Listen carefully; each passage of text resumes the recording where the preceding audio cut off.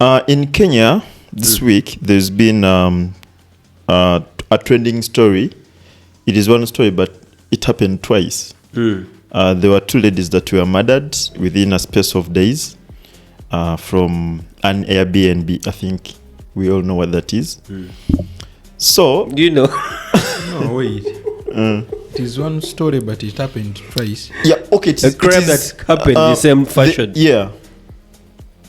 There are two stories, two different incidences, but it is the same thing. Like, Same fashion. It was murder Oh, all right.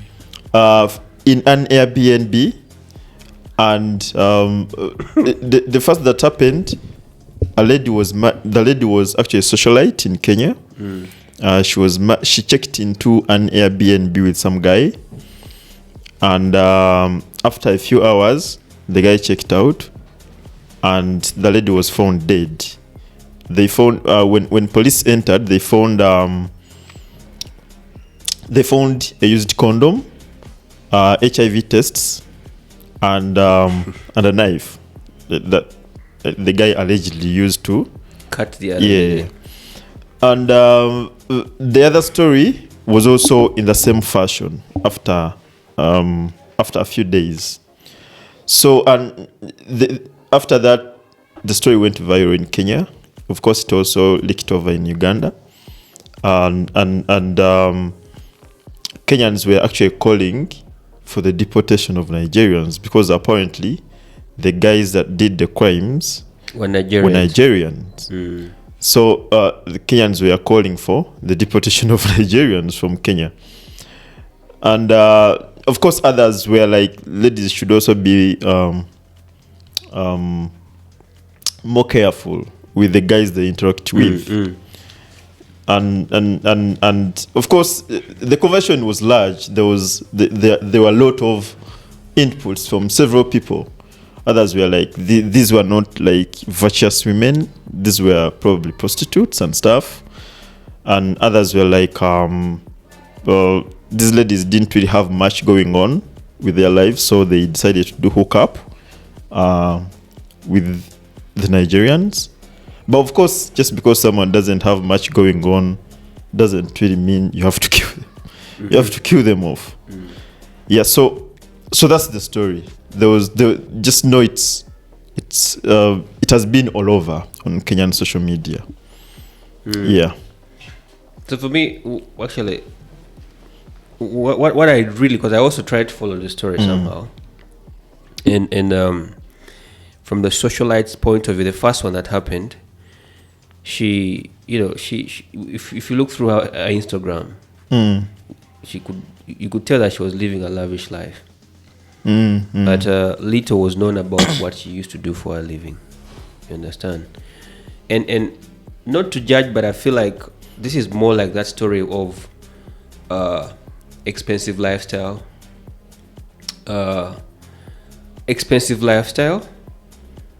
easy expensive lifestyle, easy money, but a higher price to pay to get that lifestyle and get that easy money. Yeah, because I'm sure these Nigerian men promised a lot of cash to these ladies before, accepting to go and do whatever they did. And Nigerian men don't even promise; they do it. They give you the money. They give you the money. And kill you afterwards. And take their money. I don't know how they take their money, but They leave the money there. I don't know. Because that's not shown in the stories. Yeah. But I think it's Nigerian men are generous men. Due to the fact that they're brought up to be caretakers. So when they come to East Africa, where our women are generally, the way we treat them in as far as giving is not as much as the Nigerians do. So when the East African women see this level of giving that Nigerian men practice, they just fall for it. Yeah, I also saw. I've been seeing some Kenyan women on social media, probably Kenyan social media. They actually prefer Nigerian men. Yes, because as you said, they are more generous. They come with the nairas, and of course the naira is not really that it's not really a big currency, but you know, they come with the nairas and splash it to these Kenyan women, and they get excited.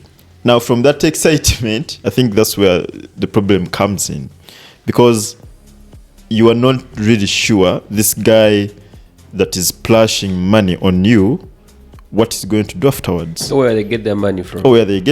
And we know, okay, from Nollywood, we've seen these people doing all sorts of juju to get their money.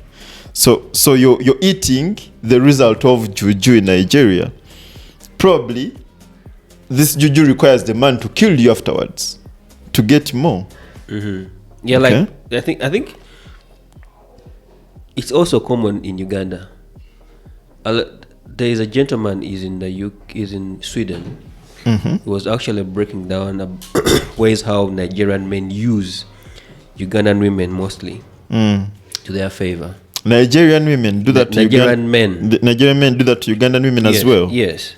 Oh. Except that for them, they do not do the ritualistic part. So, for example, he said that when Nigerians go to these countries, the first thing they get rid of is their passport. They throw it away. Then they begin to hustle life around. And now they find this beautiful Ugandan woman who's submissive and just wants a man to take care of her. And Nigerian men know how to do that. So they give her a life, they pay her rent. They even go as far as opening businesses for these women. They run the business as well. After they've run the business, they even give them the impression that they can actually marry them. They even show them to their purportedly parents, Nigerian parents. But at the back of their mind, the Nigerian men actually have families back home. They have women back home. So what they do is, if they find, for example, a Ugandan woman, they will make them fall in love with them, open up business with them, run these businesses with them. And then within those very businesses, they begin to get loans using the name of the business and fronting the lady. You understand? So they keep doing that. Because the Nigerian does not have really identification or but stuff. But now the lady has. So they keep getting these loans, like maybe for 2-3 years, but he's planning for a particular time where they will get that particular loan they want. The one that's very big. So the guy keeps getting these loans. And there's one time he'll get a huge lump sum of money. After getting this huge lump sum of money, then he will pay rent for you. Maybe 2 months or 3 months ahead. And tell baby, now I want to go to Nigeria and see my parents, but I'll come back. You understand? Then you go, they leave this Ugandan woman here. 3 months elapsed, the rent is gone. Now they begin calling for the debt, for you to pay the debt. Remember, you've been thinking that this Nigerian man is the sole survivor, the whole provider of the home and the problem solver, who later on has just gone. And then you're left in debt and you end up in police. That is one way they use them. The other way is getting the Ugandan passport. You understand? Yeah, actually, a number of them have got Ugandan Majority of Nigerian men have gotten Ugandan passport through these gullible women. So the other thing that these Nigerian men use Ugandan women for is to get the Ugandan passport. So they get married and then they get new citizenship for Uganda. So because they know that when they go to the airport, and by the way, they change their names and they get new Ugandan names. Wow. So you might find a Nigerian called Senkubuge. Yeah. And he's balling. Senkubuge Mecca. Senkubuge Mecca. So there are several ways these Nigerian men are. Maybe really this Emeka is Nigerian. This Ugandan Emeka, this comedian. It's possible. Maybe. You Mukul. You might have a Ugandan passport. Kumbe, you're in Nigeria. No. But yeah, I'm just sharing that story to just tell you the context that Nigerian men used to use African women. And I think it's just East African women. I think Bagalanyo Bawa. But not just East African, like every man wants to be given. What I think is, we all love money. Yeah. Doesn't matter the gender, we all love money and we can do weird things to get the money. But here the focus shouldn't be about women or ladies loving money. We should be more concerned about the crime. We are concerned about the crime, but we're also looking at what is enabling the crime. We should first be concerned about the crime, then the rest can follow. So now, so to the crime, because you're a criminology expert. Show your concern. Show your concern. Yes, that's what I want to show you is before we start saying that the issue should be how do we deal with the crime, eliminating the crime. Okay, give us the Because money, we shall love money. Our daughters will love money. Our sons, our what? Because money is the thing. So and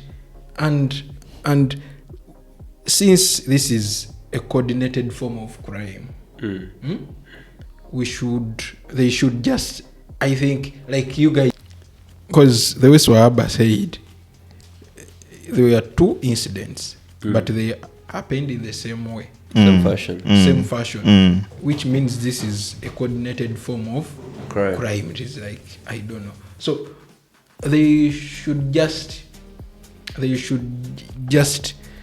investigate on why they do what they do. Nigerians. Yes. It's known. It's rituals. William, I don't think there's... I didn't hear Swahaba talk about that. Listen. That the motive of the murder is this. First of all, the second one that recently happened, the head was taken out. Yeah, I was just asking. So, you were explaining about the motive. Yeah, the motive is well known. Nigerians, the last one that actually happened, the girl's head was taken out. Her legs were chopped, like she was chopped like a cow. Legs, every bit of it was, but the head was taken. But her genitals all were taken. So it's clear. It's clear that the motive is ritualistic. And now, if you're telling me that the authorities should diagnose the motive, it becomes very complex because I think now the focus now should be sensitization. Telling young women that there are certain deals that are too good to be true. You understand? There are offers they give you, and you're like, how? You understand? Such offers, William, the price to pay for it is very harsh. I'm telling you. The ritualistic world is very sophisticated. It's very, very sophisticated. It's not something that someone offers and like, from the onset, you'll say yes. And they know their targets. Because there was a girl in the comment section that actually said, I survived that guy because he came to me and I just left. It is very sophisticated. You can't. I understand. What I'm saying there's no level of sense. There are certain offers that are just a red flag. And there's there's no level of sensitization. Yeah, but okay. That can bring that thing down. What I get is this. You see. If a Ugandan approaches a lady and says, "I'm going to give you 5M for a night of pleasure," and this Ugandan is not really known to be as probably a rich guy, then the lady would sense that this is probably a red flag, or there's something fishy about this offer. But if a Nigerian approaches you, or a foreigner, you would have a sense of, probably this guy probably has it. Yeah, he's a rich guy. So it's I'm sorry to say this. I think that's how they get it easy. That's how foreigners get it easy. Actually, you see, it's easier for a Ugandan girl to say yes to a foreigner than to say yes to a Ugandan guy. Yeah. You know that? Yeah. Even if your 200k or your 300k is genuine. Yes. They'd rather go for the foreigner. Yeah. You see how some Ugandans fall for some bazungu Because they think they have money. Yes, they fall for a mzungu, knowing sometimes. Okay, we've heard these stories, but I don't know whether they are true. That some of these bazungu come here as punishment. No, the Chinese that are here. Some of them are here as punishment. They're here. They're actually prisoners serving their 10th sentence. They probably don't have that much to go around, giving. No, not even that. Majority of some white people that come here and have realized that the cost of living in Africa is actually very low. But then they are smart enough to know that they can use their skin color as leverage to get whatever they want in Africa, because people see it, and the inferiority complex already kicks in, which to know even at the airport. Omuzungu bamukolako mangu no basaze line emukule ne bamulekao nalinda bwati. If a white guy, I remember when I was going to China, there are two white guys at the flight. They say the flight was leaving them, but even as we were late, they came with their bags running through the line, and the Africans were just looking like this. Even the airport officials were. And then there was this one Nigerian guy who said, Abi, Oga, why are you, he said pajering, like I think driving, running. Why are you skipping everyone that is in the queue? The guys are like, man, our flight is late. He said, even as we are late, but we are queuing. So you better go back. He's the only guy that had the courage to send those white folks back, and then he called the airport authority. But in the initial stages, the airport guys were also looking like this. Understand? So not every white guy that is here is that wealthy. But going back to the other point, you're talking about sensitization and diagonizing the problem. The problem is our women. That's the truth. If only our women knew what their value is, they would not fall in such traps. And also, if our women knew that if a Nigerian is offering me 100,000 Kenyan shillings, I can make that because I have a job. Yeah, but they would be able to avoid such instances. But if you're the kind of person that lives a life that is expensive, you don't have a genuine job to make that money and live that life, you're going to fall for anything that's going to help you live that life. Yeah. Also, I think it also goes back to the current situation in Kenya right now. The country is facing a lot of economic challenges. Yes, I know that. People are losing jobs. There've been job cuts from companies. There've been salary cuts. Their currency is going down. The president is even talking to officials from other countries so that they can offer them jobs, so that they can export some Kenyans that don't have jobs to go and work in those countries. So putting all that together, you meet a broke lady that has probably also tried to make ends meet through genuine ways, right? And she has failed. And this guy is offering 100,000 Kenyan shillings, which is, like 3M Ugandan shillings. And the lady weighs, it's like, this is one night, I get this, and I've not had it in a long time, and this is my morality.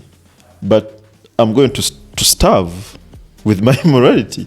So why don't I, go and do this gig in the night, and then, I'll probably wash myself off, the scene in this Airbnb, and then, pocket my money. So I think the situation also forces them. You might not really want to judge them a lot because, the economy is not good. It's not good in Kenya right now. Bring it to Uganda. Well, of course, the Ugandan economy is not better as well. No, the Ugandan economy is not better, but it's not that bad. It's not that bad, but the Ugandan economy is not better, but it's not that bad. But I want you to talk to me honestly, Swaba. In your experience, how many young men in Uganda, young women in Uganda that are living a lavish life and are genuinely making their money? There are very few. Exactly. And that's the only truth. Exactly. There are very few. So that's why, well, there will be those that have lost their jobs and they're struggling and they've tried to make ends meet and now they have this option. But there are those that are... but there are those... I was trying to do like the other guy. You know the other guy? Yeah. You know the other guy that does the national addresses? You know how he drinks his you know.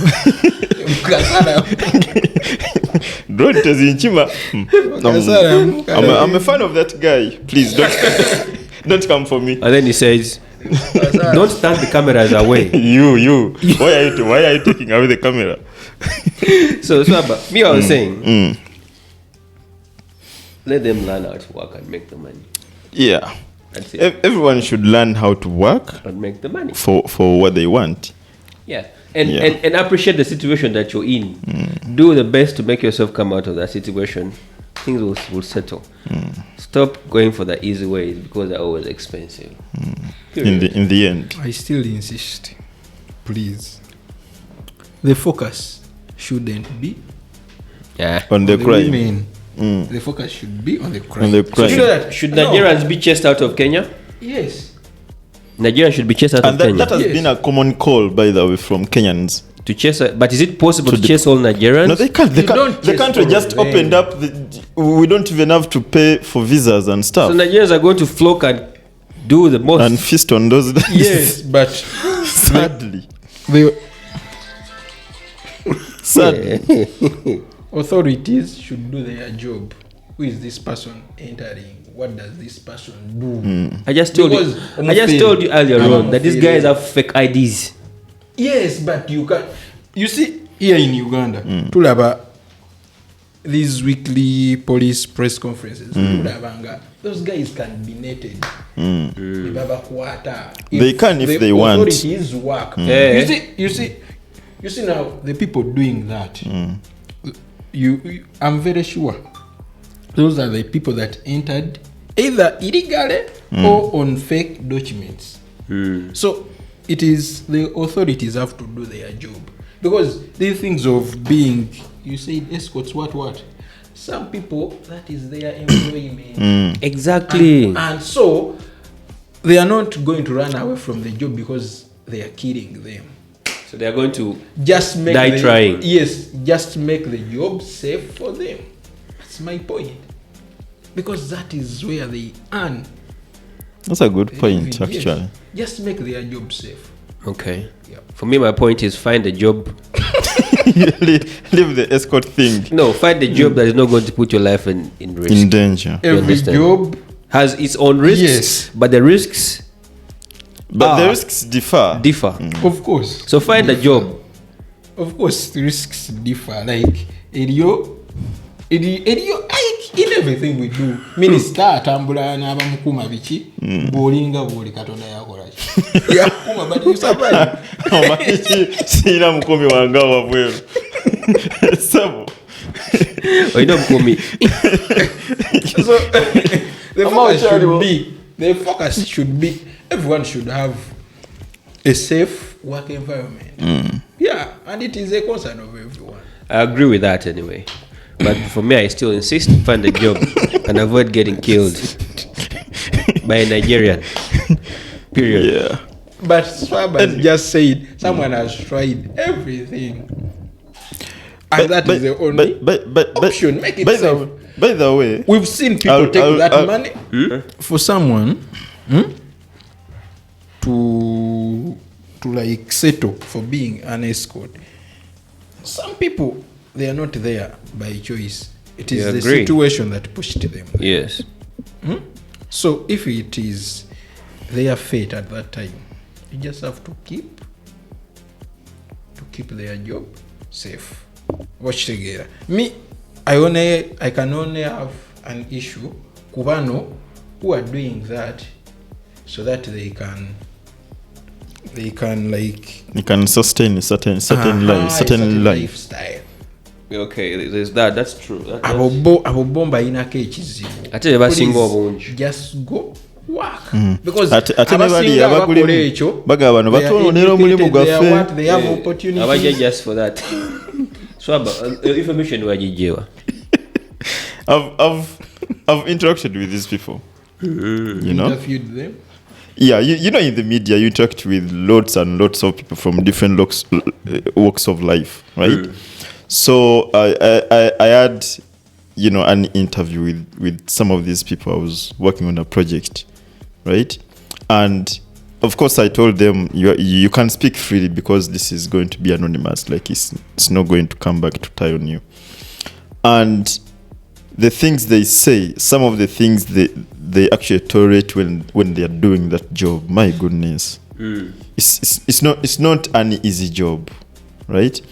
And now when it comes to their safety, of course they try. You know, some say we ask for their details, we ask for their identification, but of course you find some of these people, they give you fake identification, or others just plead with you. They say, please, yeah, like trust me, I'm a legit person, you know. I won't hurt you, I won't harm you. I can even send you some cash for you to know that I'm legit. And the guy probably sends like $100, and you know, like to buy security or to buy trust from this woman. And the lady goes, and then, you know, sometimes it goes south. Yeah. Right? So it's not an easy job for them, and you feel for them. And some of them say, you know, there are other ladies that also do that hookup business, but then end up robbing their clients. Yeah, and then right? they are put in a whole umbrella. So a guy invites a lady over, but the lady has what's the word? Ulterior motives. She comes, she drugs you, and then she takes off with your stuff, your phone, you know, your laptop, and cash. And then now these ones that are legit, they say, "Bali batono onera omulimu," like, you know, they spoil our job. So it's you know, all in all, multifaceted. Yeah, there's so many levels to that kind of job. There's just a lot in that world. He's all smiling. Anyumidwa nkademu. Chaika waliwo kyamanyi. Waliwo kituwe kyakumanyiko kye tutamanyi.